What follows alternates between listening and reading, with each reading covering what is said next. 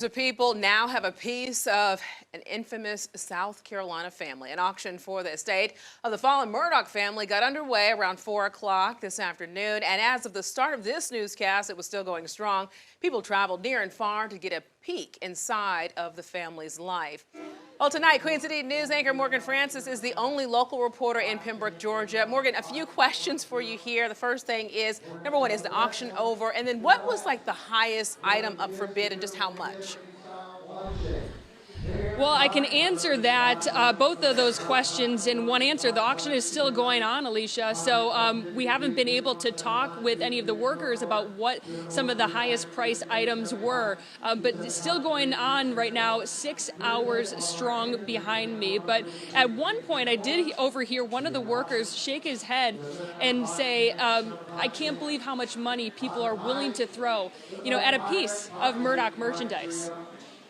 Yep. 16, man, you're out. 1,600. You're out. 1,700. 17, 16. You're good. For a family that ruled law in the Low Country for a century, sold 1,600. The fall from grace and liquidation of assets has been almost as swift as the words leaving an auctioneer's lips. Everything happened so fast.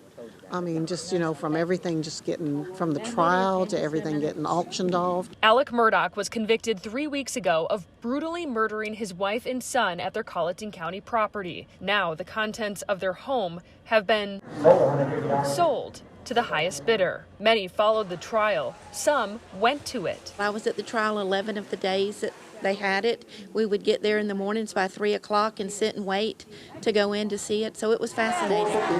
All were intrigued about what laid inside the home that housed a lifetime of secrets. Going in there, you have a glimpse of what their life was like, what their tastes were like, and that's kind of, I don't know, feels like you're peeking in the window. From a pair of turtle shell lamps for $1,800 to Longhorns that went for $10K. Here I am. I got them. To a dartboard inscribed with Buster Murdaugh's name for $475. I think a lot of people have been intrigued by the whole thing, and so it's just something neat. And I needed a dartboard for my house anyway. It's still unclear where the proceeds will go. How it came to be, who hired the attorney and all of that, I don't know. I haven't asked anyone. It's not my business, so I didn't ask. But what is indisputable is the intrigue this once prominent South Carolina family continues to attract. I'm waiting on the next trial, and I'll be there for the next one after that. So we have mentioned a number of the high dollar items. We do know that the leather furniture that was online that everyone seemed to be attracted to went to separate bidders, but apparently a pair of friends for a grand total of $35,000. And while the spectacle tonight in yet another chapter of this Murdaugh story is a lot of the items that have gone up for sale today. It's not lost that the most tragic part of this story is that two innocent people, Maggie and Paul Murdaugh, lost their lives. Reporting live, I'm Morgan Francis, Queen City News.